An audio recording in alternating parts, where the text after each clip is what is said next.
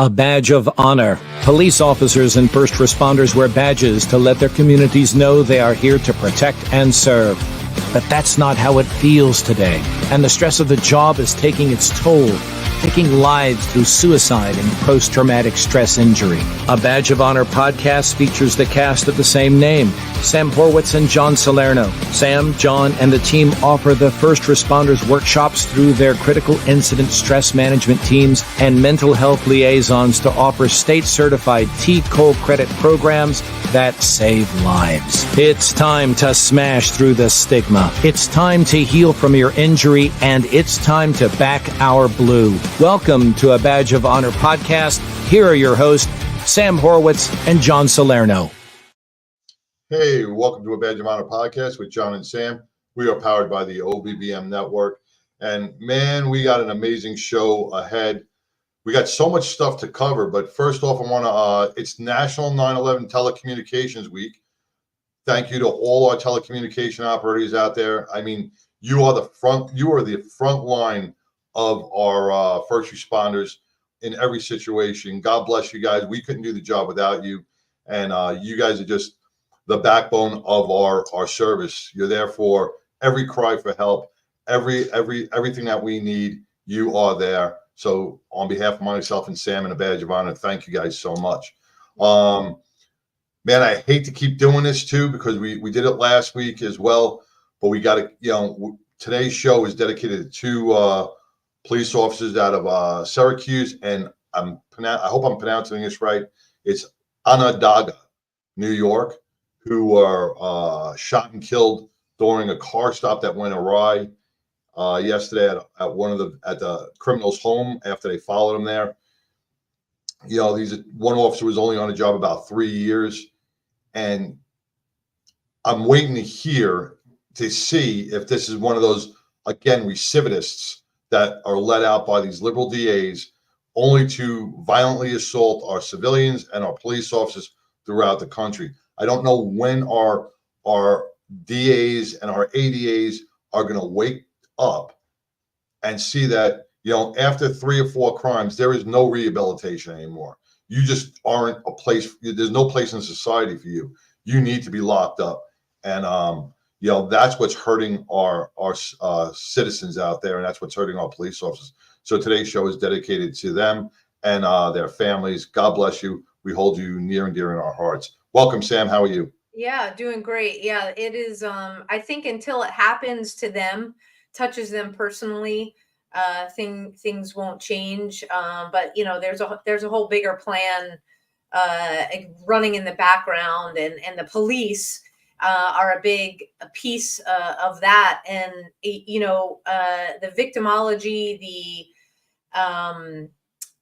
the recidivists, it seems like things are just exploding all over. You had a very eye-opening trip that you went on this weekend with motorcycle clubs, and well, why don't you tell everybody about the talk about unfortunate and the victims that are not getting justice. Yeah, I had the pleasure and the honor to be invited over to the Navajo Nation in New Mexico, and we were doing a ride to raise awareness for the MMIW, which is the Missing, Murdered, Indigenous Women and the People of the Navajo Nation. And when we look at police officers here in the States, the Navajo Nation's sovereign. They have their own government and a whole bit. But when we look at our police officers in the States, where their hands are actually tied, they cannot do anything, right? The Navajo Nation and New Mexico police have the total opposite. They don't have the resources or the personnel to respond. They don't have the manpower to combat all these violent crimes that are happening. A lot of it from across the border due to these open borders. And I spoke with the police over there, and they said their crime has skyrocketed since the open border policy, because people are now coming onto their land. People are now criminalizing the nation. They're criminalizing the surrounding towns, the border towns. And it is just, it's a horrible, horrible way to live when you know that you make a 911 call to police for a call for help. They ain't coming for 3, 4, maybe 5 hours if they come at all. because the nation is so big. Imagine that you have to now protect yourself against these criminal elements because there's nobody coming to help you. And we had a lot of victim impact statements that we met with who were trafficked, who was sexually trafficked, human trafficked. Two people we met lost their spouses, not their spouses, their sisters, to violent crimes where justice was never even served. One of the criminals only got 7 years for the murderous act he did on one of the victims' families. And it's an eye-opening experience that we take for granted when we're living in these nice, the towns over here in the DFW area. We have the proper response from police. We have all that stuff. These men and women out there, they don't have that, and it's really, really an eye-opening experience. My heart goes out to all of those on the Navajo Nation, New Mexico, Arizona border towns, because it is so different to talk about a hypervigilant state. How do you sleep at night knowing that you're on a constant alert and awareness everywhere you go? A lot of locks on the door, I guess. I mean, Huh? geez, a lot of locks on the doors and windows. I mean, what, Yeah. And on the Navajo Nation, it's not like here in Texas where you can have a gun or freely own a gun. You can't. So, you don't have anything to protect yourself. And that is, I don't know what that plays on the mental aspect of it. Can you imagine that you don't have a gun, crime's right outside your door, and you have children, or you're a single mom or dad? And how do you protect your family? That's got to weigh so heavy on the minds of these people of the Navajo communities and many of the reservations across the country. Well, our guest tonight on the podcast is certainly no stranger to policing in a border town. He was the chief of police in Pharr, Texas, PHARR, not FAR, for those of you tuning in from other places or around the world. And I know he can shed some light on that, but just policing in general. And Andy Harvey, he's an Air Force veteran, and he is really, what he talks about is how to be excellent in policing, something that I think is missing in a lot of our bigger cities, if you want to call them, liberal strongholds. And I think he will have a lot to add to this conversation. So let's bring him on. Hey, Andy, welcome to A Badge of Honor podcast. Thanks so much for being with us. I am so honored to be on your podcast. Heard so much about it. And my friend Ernest Stevens told me even more about it. And I said, I got to be on. And so when you asked, I was thrilled. So thanks for having me. Oh, you're very welcome. And yeah, we love Ernie. Thank you for the connection. And, tell everybody watching and listening about your background, because it's really cool and it's very diverse. Yeah, it certainly is. I spent over 20 years in the Dallas Police Department, so I was able to police in a large urban city. But after I retired from there, I went to become a chief in East Texas. And East Texas and North Texas is a different world. And but it was eye-opening. I learned a lot. I made a lot of mistakes. By the way, most of the things that I discuss is through my mistakes. Okay, so it's not like I know a lot. I've just made a lot. That's how we learn.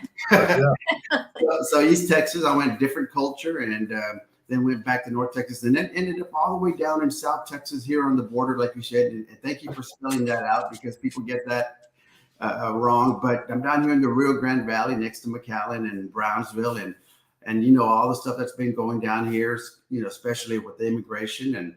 And so we've been on the map for several years now. Well, for a while, but mainly because of immigration. But my background is in a large urban police department, but also in the small and medium size, where I was recently a chief here in Pharr, a medium-sized city. And so I feel like I have a pretty good grasp on the different size communities. But I'll tell you what I learned. They all want the same things from their police. They all want to be treated with fairness, dignity, and respect. And that goes, whether you're in Dallas or New York or in Paris, Texas, which is a small community. But so yeah, I feel like policing is the same. Obviously, there's some dynamics that are different. but at the core, people want the same things from their police department.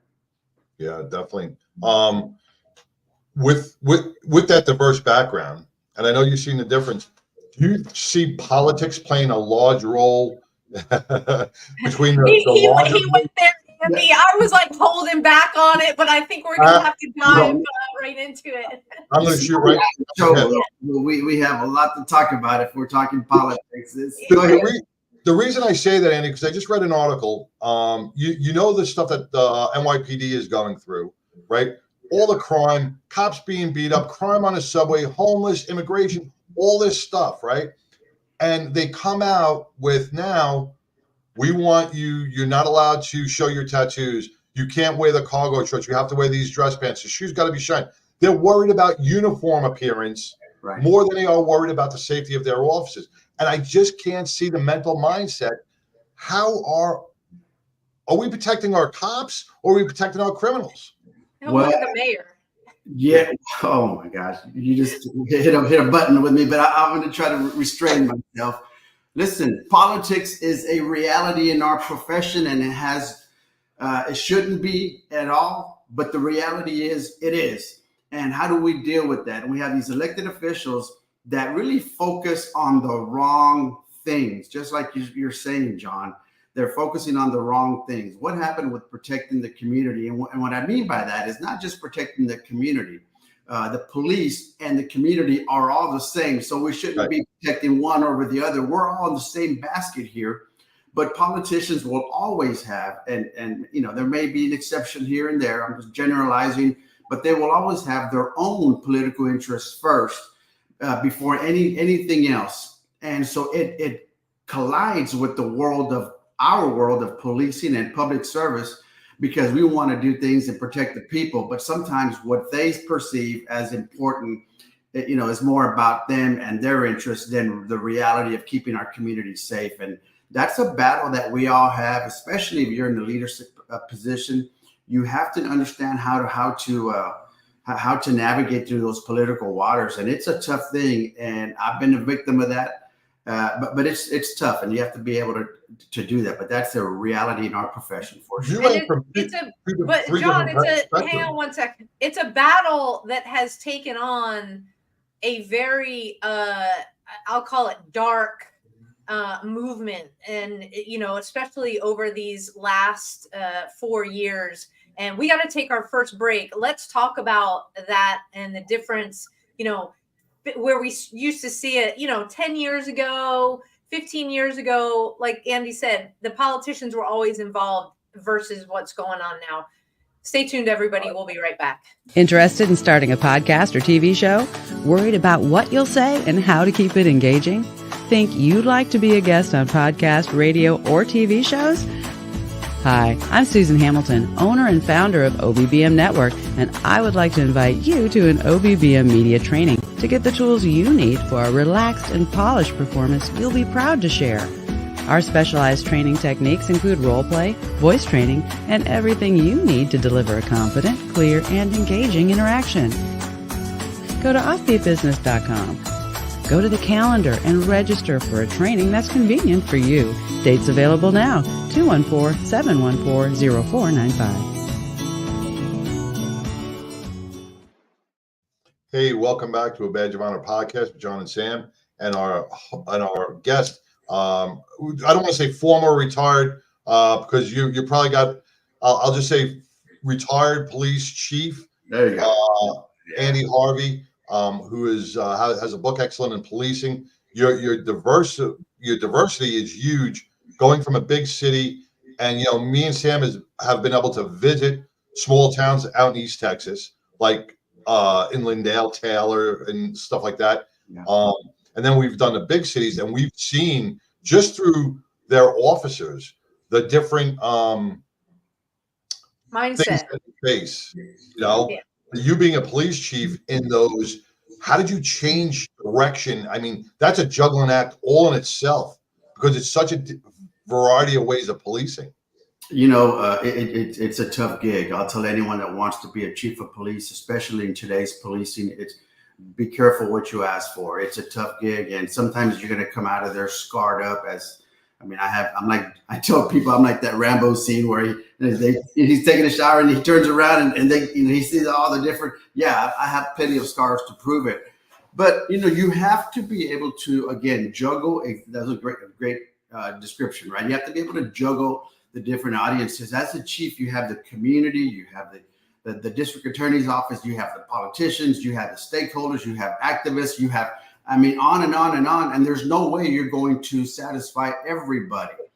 Right. There's just no way. And you're trying to, and it's hard. And that's what kind of gets to us after a while.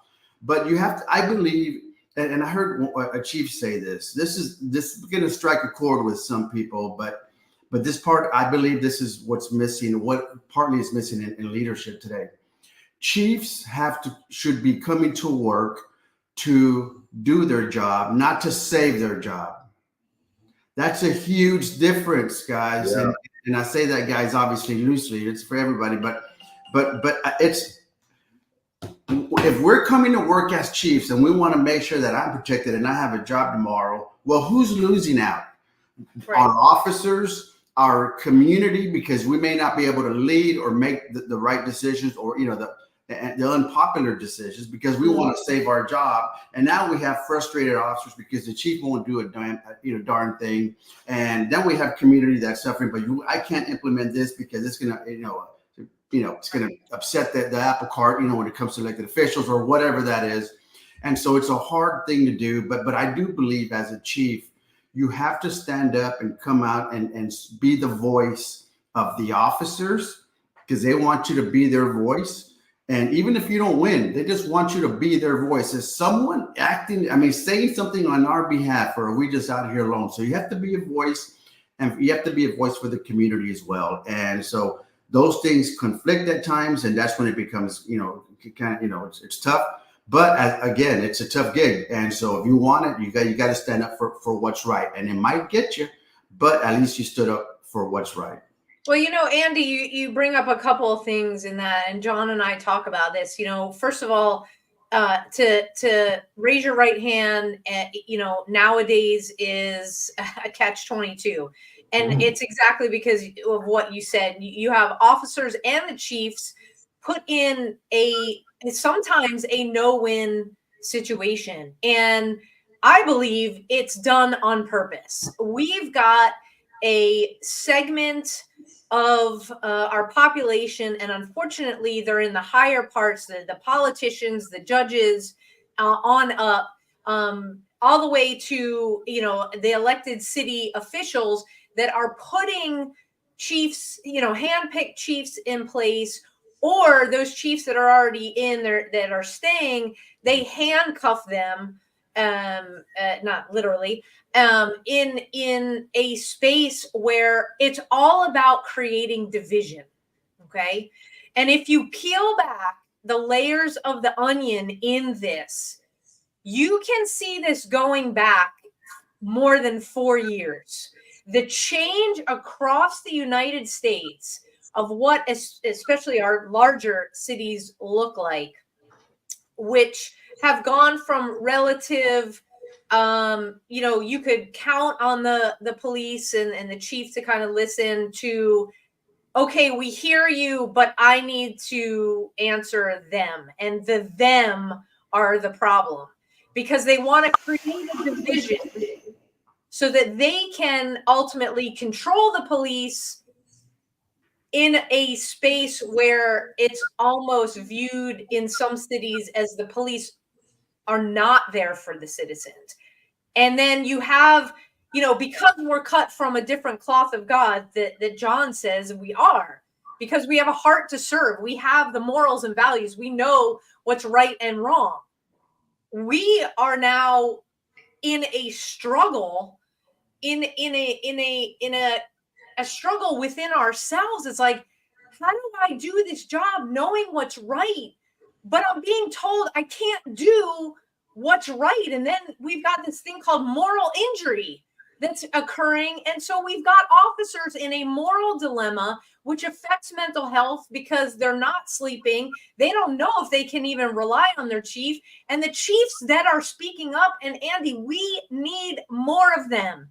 We need them to be loud. We need them to be out there, and we need them to start pushing back to say, no, I am not doing this with my people. That is not the right decision. My responsibility is to my people so that I can have a safe community, and tell these moms and dads and these kids, we're here for you. I mean, in some cities, it's not that. No, you're right, Sam. And it reminds me of the things we've all heard. One of them being, they're creating solutions for problems that don't exist. And they do that for their own benefit, to be able to say, look what I did, right? I solved this problem that didn't even exist, but I created it, right? And right. So they want to be relevant. I actually talk about being relevant in my most recent book, Changing the Beat. I talk about being relevant and how important that is. That's one way that they remain relevant. But it's the Chiefs' stance, I believe, that they have to, whenever there's something that they want to implement, even if it doesn't pass, they have to be a voice and say, okay, I hear you, Mayor, or I hear you, whoever that is. City managers, by the way, there's whole other podcast. I believe in that relationship. And I believe it has to do with a lot of insecurities. And we deal, when you're over a police department, that causes a lot of insecurities for leaders, because it's a world that they don't know. And fire department, public safety, right? They don't understand that world. And so when you have an insecure leader, an insecure city manager or mayor or like whatever, that creates a conflict, because the police chief is always, if they're doing it right, they're always in it. They want to remain relevant and changing, a community. They will be in the public eye. And when you do that, but you do it not for self-serving, you do it because you have to be a voice for the people, for the police department, for the city. But what happens is it creates this conflict, because these insecure leaders think, oh man, he's stealing my spotlight. That is my spotlight, and that should be me talking up there. And so sometimes it creates that. It's not called ego. Well, yeah, and you have to, again, right? You have to be careful. And I hate it, because you go, I don't want to do too much, because then I'm upset. And so, what do you mean you don't want to do too much? It's not about doing too much. It's about doing enough to lift the community. But someone has to be the voice of be rational in this whole world, right, that we live in. And I believe the Chiefs should be that voice. But it's, again, they have to, protect themselves as well, and it's a hard thing at times. You talk about that, but it's also optics. It's optics. When we looked at 7 years ago, I'm going to even go back maybe 10 years ago. 10 years, what happened today on the Golden Gate Bridge? Shutting down the Golden Gate Bridge for over 6 or 7 hours. Okay. 10 years ago, they would have given their protest for 10 minutes, said, now you're impeding traffic, and they would have ripped them off the bridge and moved 3 cars. Yep. Right. But now because of optics, because of the media, they're like, well, can't touch the protesters, can't pull them off. We have to just let them say their piece. But they don't worry about the thousands of people that they impacted because of a handful of people in the bridge. And I got to give big kudos and a big shout out to Governor DeSantis today, Florida Governor DeSantis, who really backed every law enforcement officer across the nation by calling out the media on this recent Dexter shooting in Chicago with the 96 shots, that they're saying, oh, he was such a great kid and blah, blah, blah, blah, blah. DeSantis called out the media and said, they are just trying to do this for optics to turn everybody against the police again. And we need governors like that. We need politicians that are going to stand up. They're also got to be tough. Hey, when a law enforcement or first responder does something wrong, hey, you got to pay the consequences as well. You got to stay within the guidelines too. But, the media with those one headlines, cops kill this little black kid, and that's what everybody reacts on. We're looking at more riots. We're looking at what the bridge. They just over in Houston here, down in Houston, they shut one of the terminals down. In New York, they shut stuff down. Pull these guys off. You want to protest the right way. Do not impede other people's lives. Well, there's rules in place. Hey, we got to take a quick break. We will talk about this and more when we come back. Stay tuned, everybody. Move freely, America, without medical restrictions or penalty. Without medical freedom legislation in place, our rights and freedoms are one vote away from being dissolved. Move freely, America, with one voice, without fear of retribution, achieving a common goal, medical freedom. We the people make our voices heard by connecting with state legislators and engaging a constitutionally compliant medical Bill of Rights for all citizens. Individually, change is improbable, but as an aggregate, attainable. It's time to act with one voice. My voice. And my voice. And my voice. And my voice. To protect our freedom, creating one voice that cannot be ignored. This requires your voice, too. Move Freely America. Go to movefreelyamerica.org to find a chapter near you. Plug in, donate, and help our legislators defend our God-given rights under the Constitution. Move Freely America. My voice. And my voice. And together with your voice, we're one voice that cannot be ignored. Donate today. MoveFreelyAmerica.org. Hey, welcome back to a Badge of Honor podcast with John and Sam and our guest, retired Police Chief Andy Harvey. And man, this episode could go on for days because we're all on the same page. And I don't want to take up too much of my time with my rant. Andy, when we took a break, we're talking about the changes in policing. You're talking about the excellence in policing in your book and how the changes throughout our culture and everything else just plays into the mental health of our officers' minds. When we left, we're talking about the bridge and we're talking about protests and we're talking about, cops trying to do their job and they can't. Now that all weighs on a police chief. It does. Right? Man. Well, isn't the police chief? You're not old. Yeah. Isn't the police chief ultimately? Well, I don't know, Andy. That's a fair question. Let's just take the Golden Gate thing because people were not moving freely. Kind of funny that I played that commercial. Yeah. Is it the police? Do you think it ultimately was a police chief's call in how that went down? Or like John was talking about, we've got these optics now. So the police chief is trying to do his job while pleasing, whomever, knowing that the press is watching and ultimately, the press is wanting to turn us against the police. They want to create this. Again, right, you have to balance those things out. The safety of the community is most important. And, optics do matter. And, here's the most important thing for us as police officers, as a police department, police chief, fire chief, whatever that is. We have to understand that we can only control what we can control. And if our elected officials or whoever that is above us saying you're not going to do that and we can't, and they're holding us hostage in that sense, then we have to understand that and then because it's control what we can control. Let me tell you what we can control is the way we treat the people out there and making sure that they're as safe as possible with whatever they have us doing, whether it's managing a protest or whatever it is. That doesn't mean we don't respond in a way that's, we have to do our job. We have to do our job, but there's a way of doing it because I do believe sometimes a matter of fact, a lot of times we're caught in the middle of these, whatever that is, the reality and what people want to be the reality. And here we are in the middle of it. We're trying to manage all of it. And guess who's the bad guys? Usually us. So there's a time for chiefs to stand up and say, and if there's a time that's going to be, it's going to be problematic in terms of safety for citizens. Oh man, the chief better stand up and do the right thing, especially if it becomes to safety, right? And listen, if the elected officials are saying one thing and that if we do that, this is going to happen. If there's a time for you to stand up, that's it right there. And listen, you may lose your job, but you stood up and you protected the citizens as best as you thought you can. That's why they put you there as a police chief to make those decisions. And then to put you there and then to say, no, you can't do that. And you have to, stand back and while people are just, it's frustrating. So you're going to have to stand up. You may lose your job over it, but that's when I go back to what I told you at the beginning. You come to work to do your job. To do your job, not to save your job, especially when it becomes, about the safety of our community.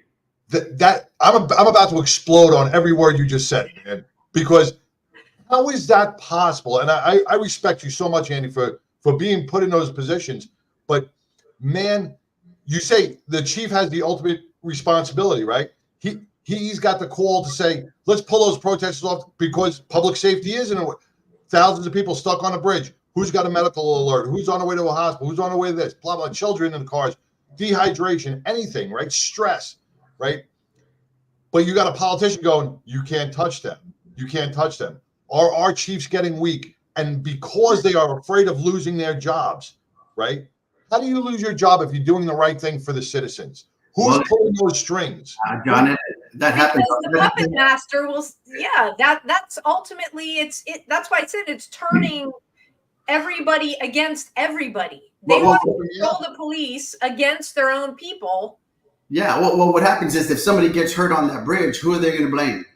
They're going to blame us. Police. Right? Yeah. Right. They're not going to blame themselves or no, it's us. And whether or not we made that decision or not, whatever the case, we're going to be always put in that place. Bottom of the food chain, you're going under the bus. That's right. So listen, if you're not ready to be a chief, and I don't know how we got in this, but anyway, we're here. If you're not ready to be, and I'm very passionate about this. I've been hurt, but that's part of it. Listen, if you're not ready to be a chief, then don't go there, because there are times where most of the time it looks like it's a glamorous job and hey, how you doing? No. It's these times that makes it rough, and you're going to lose sometimes.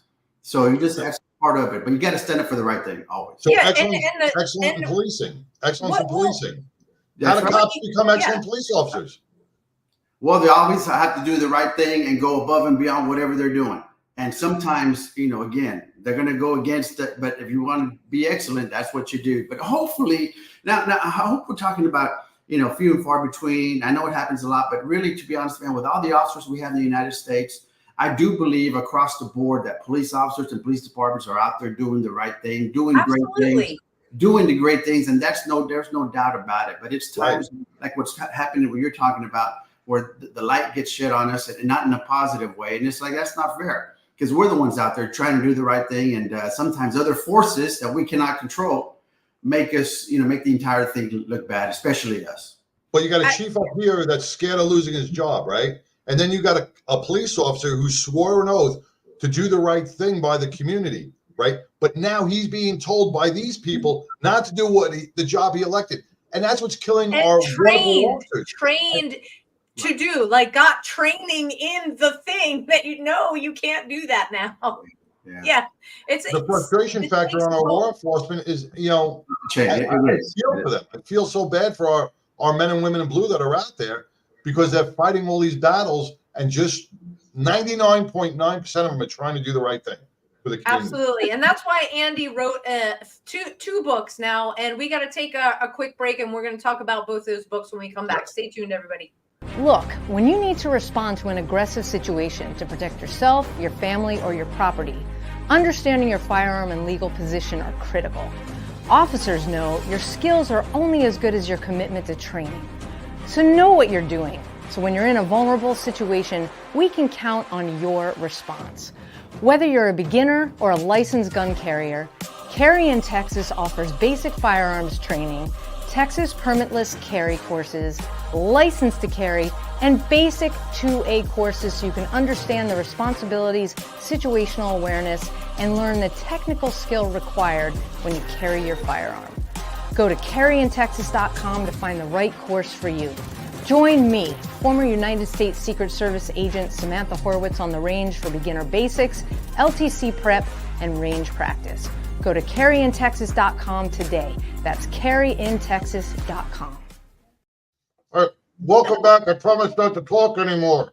Oh my gosh. I'm not going to vent. I want to hear about the books. Andy, it's part of it. His books are part of the Step Up.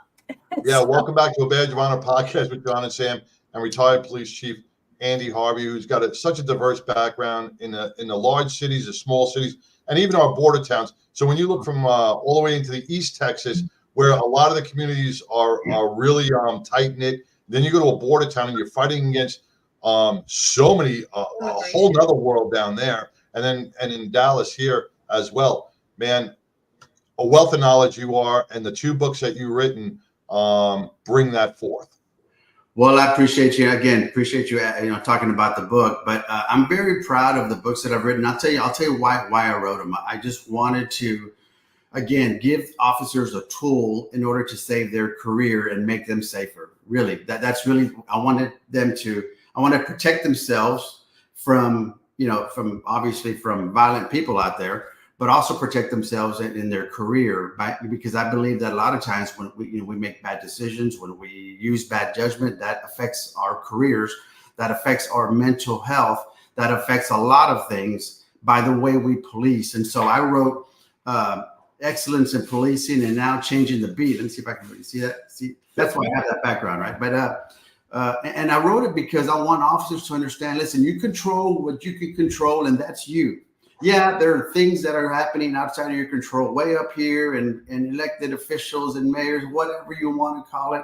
But listen, you're the one that's out there dealing with people. You're the one that's out there on the front line dealing with people, whether it's walking into Starbucks or on a traffic stop or having to bust somebody's door down, right? And so whatever the case, you're the one that's out there. And so who's going to watch your back? Very little people, very few people, I can tell you that. So you have to protect yourself. How do you do that? Treat people with fairness, dignity, and respect. It's not rocket science. Treat people right. And 99% of the time, people are going to respond well to that. And when you don't, when things don't go well, and you're doing your job as far as being respectful and those things that are important, the community is going to look at that and say, look at that officer. That officer was being respectful, treating that person with dignity, and all those things that are important to us. And then when they have to use force, the community will back you up if you're doing the right things. And so that's why I think it's important to have this message of excellence, because what we're doing really is just striving to continuously improve our skills. And I believe the most important thing of anything in police, and we always talk about kind of the high level stuff, to be honest with you, where the rubber meets the road is when the officer talks to any citizen, whether they're, again, on a traffic stop or any other place. And so it's very simple. It's nothing profound here. Treat people right. People respond well to that. Listen, it's a hard gig. People are going to be, you know what, but we shouldn't be that. So let's be the example. Let's build mutual respect. Let's build mutual understanding. Let's lift our cities up with what I believe to be relevant, policing, which really means we're listening to you. We understand how you see us, and we want to make sure we do everything we can in order to police in a way that is good for you and it's good for us, not just us. And when we do that, yeah, exactly. So anyway, I love it. That's why I wrote it. As a chief, you brought up a great thing: the communication between the police officers and the community. Do you think sitting in a patrol car, going 30 miles down the road, is communicating? What about foot patrols? When we had foot patrols in the communities, police officers were able to so much better interaction with the community. They were able to talk with the shop owners, the residents of that community, and learn. Right now, we're sitting in cars. We've taken that away from the community. Do you think that's something that maybe we should start back? Oh, for sure. That's what I talk about, being relevant, right? Mm-hmm. We have to be out there talking to people and their everyday interactions. It's not the big things that people, it's the small things. And when you interact with people, people remember that. Even if it's like, again, you're walking in their apartment complex and you speak with them, they'll be like, wow, that officer was really cool, or whatever that is, right? They'll remember that. And so how are we relevant? Just like that, John, you're out there talking to the community. It doesn't have to be on any good times. Not when you're enforcement, and that's important too. But I'm talking about just the everyday interactions we're having with people. I'll tell you, a lot of the mindsets when I came a lot of the mindset sometimes in police departments is they are the enemy. Anybody out there can kill you. Okay, if you want to think, yes, it's true. However, most people out there are cheering you on. They want to be good and all that. So we have to understand how to balance that. But people want to support us, and they do support us. And I think that's a great message. Let's keep reminding officers, as much as there is negative media sometimes and all that, we all get that. Listen, the people out here still support you and still believe in you. The majority of people still do, and that's a fact. So we have to continue building that and making sure people still believe in us. How do we do that? By focusing on every police citizen encounter and making sure that we're being our best. And that means, and you treat them right. That's it. Andy, I remember a time, and John, I know you do as well, where the police chiefs regularly would have like town hall meetings are just times to check in. And it's like that's another thing that has seemed to have, kind of gone by the wayside, where there's not so much community involvement. Maybe in the smaller towns, there still is, but it just seems like at everywhere you turn, and this could be the influence by the media on this, is like there's some division that is wanting to be purposely created, where we saw the foot patrol, John, practically disappear in every major city. Now in some towns, you're not even in two-person cars. You're in one car, and then, you're not going to leave your vehicle and get out and walk around. And it's just, times have changed. And Andy, your books highlight that. Okay, so what times have changed? We change with the times, but we don't take our finger off the pulse of the community. That's right. And again, right, get off of your desk, get out of your office, guys, and get out there and talk to people. That's what people want. It's not rocket science, but we create some things, I think, unintentionally, and we can change things if we're just intentional about the way, we police. And that's just being out there, talking to people, and whether it's a town hall. But I'll tell you, those are great. All those are great. Everything we do at Coffee with the Cop, all those are great. Yeah. But it really comes down to the single everyday interactions we have with our community. And if every officer would understand, here's another thing I want to, before we end here, I want to make sure that officers hear this. This is very important to me, and it's really important to hopefully, everybody. We have the power to impact people's lives positively and negatively. And so we need to make sure we understand our community and making sure that we're on the same page. So when we make decisions, we're not unintentionally negatively affecting people's lives. And so that's why we got to use our good judgment, making sure that we're making decisions in the best interest of not only the police, but also the greater good. In other words, we should ask ourselves, if I take this action, how does that benefit the greater good or the community?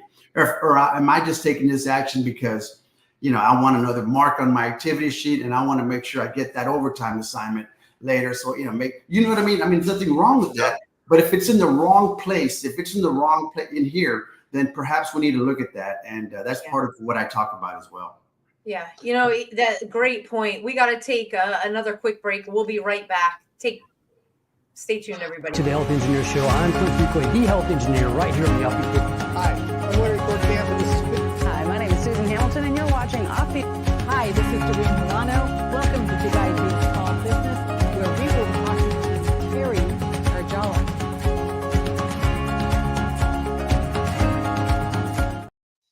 Hey, welcome back to a Badge of Honor podcast with John and Sam and retired police chief Andy Harvey. Man, we've been talking about excellence in policing and how the cultures have changed, how times have changed.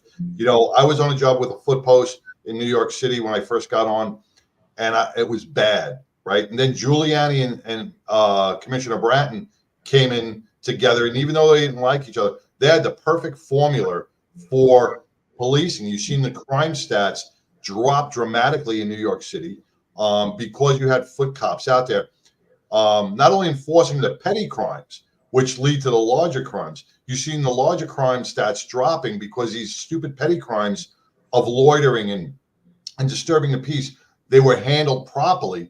And that's because cops were on patrol and allowed to do their job. And nowadays, like you said, man, the cops are second guessing themselves. They don't know what's right. They don't know what's wrong. They're confused. They're getting all this different information. And what's happening is they don't know what decision to make because they don't know if it's good or bad. Is it going to be the media that's going to fry me because I put my hands on somebody when I was supposed to and it was a wrong camera angle? Or is the chief going to fire me because he's worried about his job? So much plays into this role of police officer nowadays. And cops across the nation are being made out to be the villains by the media, by these certain groups. On purpose for whatever agenda. And nobody's getting to know the real police officer within that really wants to do their job, protect and serve, and be part of the community.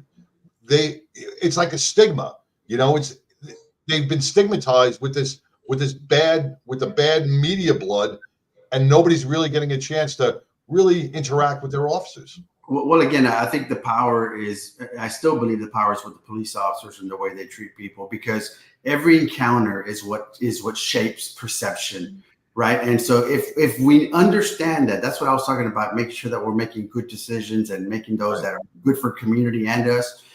If we understand that, then people will respond well to that. And that's how you manage institutional, organizational perception.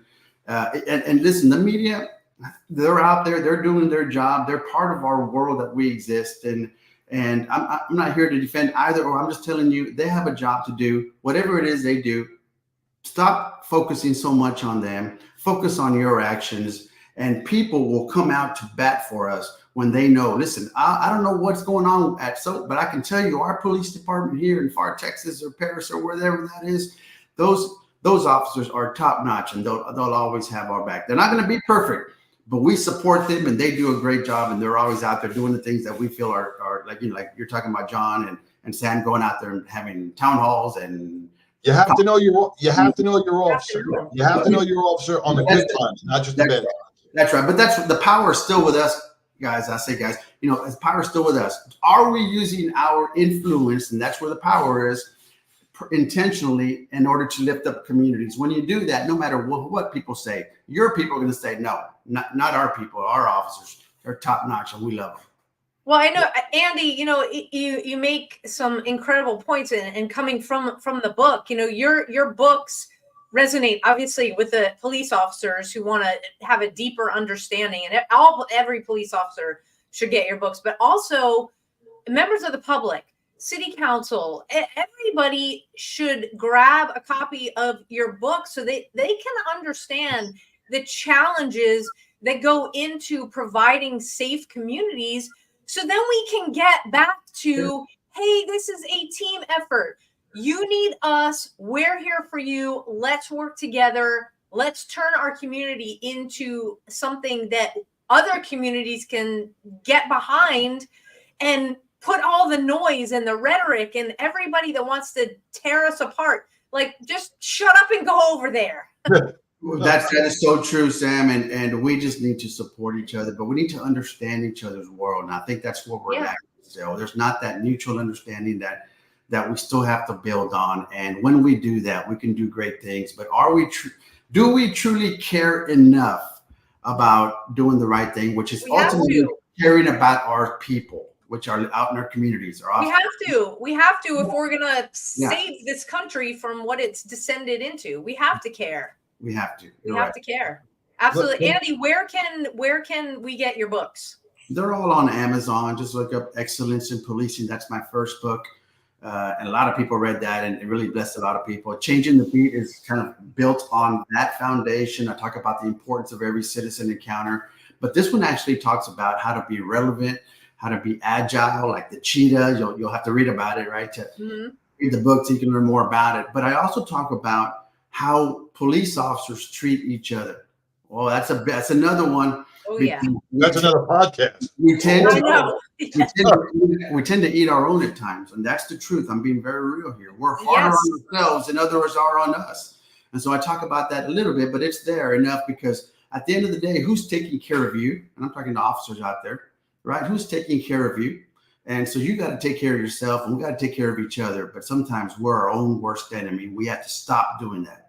So I talk about all those things in the book, and I hope you'll pick up a copy. Have any officers come back to you after reading your book and turn around and said, "Man, this is amazing, but my department won't adapt this, or my chief is not, and I really want to bring this forward because it's got so many great points."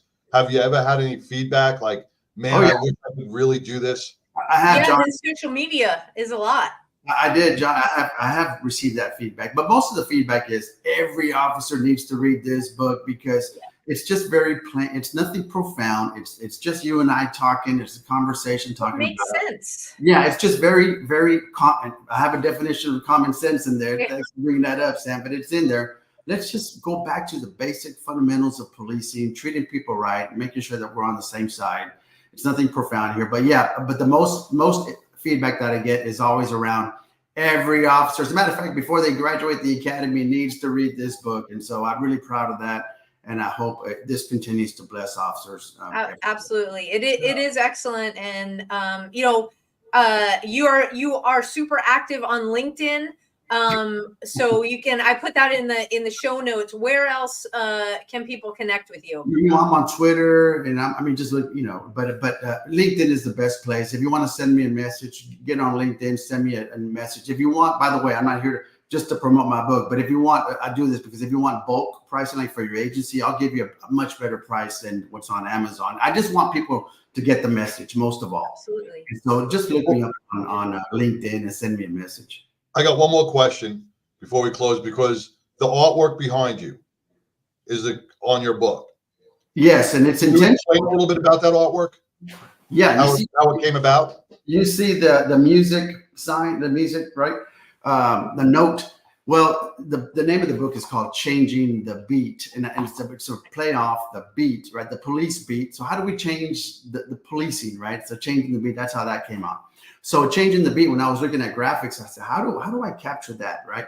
And so they're changing the beat was kind of music. There's a music thing in there. So I saw this graphic and I thought, that is it right there. You see the note, but more so you see, okay, over here, you see the hands, the diverse hands, the different colors. Everybody's reaching for the same thing. Right? We all want the same things in this world.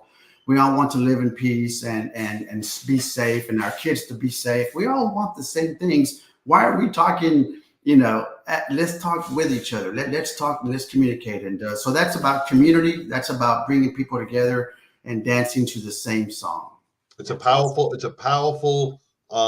graphic. I love it. It just says so much to the reader, and it says so much to the person who's going to see this book and grab it and say, wow, this is what police are all about. And the messages inside the book follow right along. Andy, thank you so much for being with us. Like John said, we could go on for 3 days. Connect with Andy on LinkedIn, and you can ask him any questions. He's super active there, and we appreciate your time, Andy. Thank you, Sam and John. I appreciate it. Let's do it again one day. Yes, absolutely. All right, take care, brother. Wow, this was great, and it is, the where did that hour go? Yeah, it pulls you in. It pulls you in. But seriously, to understand what policing's about as a member of the public, get the book. Law enforcement officers out there, first responders, get the book, because even if you're not in policing, you'll get it. You'll get the messages. So reach out to Andy if you want it for your department. He'll put the package together, or grab it on Amazon. So, speaking of grabbing things, the folks that tune in every week, we want to thank you so much. Keep liking, keep subscribing, hit that bell, a notification bell on YouTube, so you never miss an episode of the podcast. We are out there doing so many different things. The best way to find out where we are and how you can become involved is visit abadgeofhonor.org. When you drop onto the site, you'll see these guys right here, Carry the Load, pop up. We are in fundraising season. We are nonprofit partners with Carry the Load. We are working together to bring back and restore the true meaning of Memorial Day, and also assist first responders with their wellness journey. So we serve departments across the U.S. to do that, but we can't do it without your generosity. And I know there's so many things pulling at people. Just think about what Andy said, and it takes a lot, and it's not like these departments have unlimited funding to do it, especially the smaller departments. So, pop on to abadgeofhonor.org. You can hit the donate button or give through our Carry the Load fundraising right now. John, we've got a Wiley wellness event coming up the beginning of May. We'll be out there. We've got Ashling equine therapy event, being a part of a rodeo at the middle of May. Again, check out the events tab on our website, abadgeofhonor.org. For all of you first responders out there, we are praying for you every single day. Stay in the fight. You do have people and communities around you who love you, who support you. Thank you for what you do, keeping our communities safe. For our veterans out there, thank you for fighting the good fight that allows John and I to talk about and get fired up, get on our soapboxes like we did tonight with Andy, to talk about the things that we want to talk about for all of our active duty personnel across the globe, and things are heating up again. Thank you for what you do, keeping our shores safe here. John, take us home. Man, once again, I just want to recap on this weekend. I want to thank all the members and all the families of the Navajo Nation who accepted us and welcomed us. Your voice will be heard. MMIW, MMIP, and the police officers of the Navajo Nation in Gallup, these smaller border towns. God bless you. We are going to be your voice. We're going to help make changes where the media and those politicians won't. We're going to stand up for you guys. Like Sam said, keep up the fight. It's not over. There's always one more move. Peace. See you next week, everybody. A Badge of Honor podcast is produced for the OBBM Network podcast and protected under copyright law. For content permissions, please submit your request to abadgeofhonor.com on the content page. For OBBM Network programming information, please call 214-714-0495.